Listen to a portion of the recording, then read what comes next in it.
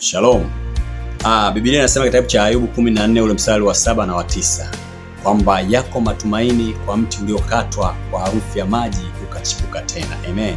Jioni leo nakutangazia dada, mama, baba, mahali popote ulipo, uchumi wako ulio stop, maisha yako yaliyovurugwa, biashara iliyosimama haitaki kuendelea, afya iliyozorota, lipo tumaini jipya pale unapolisikia neno la Mungu. Lipo tumaini jipya kuanzia leo hii ninapoongea na wewe.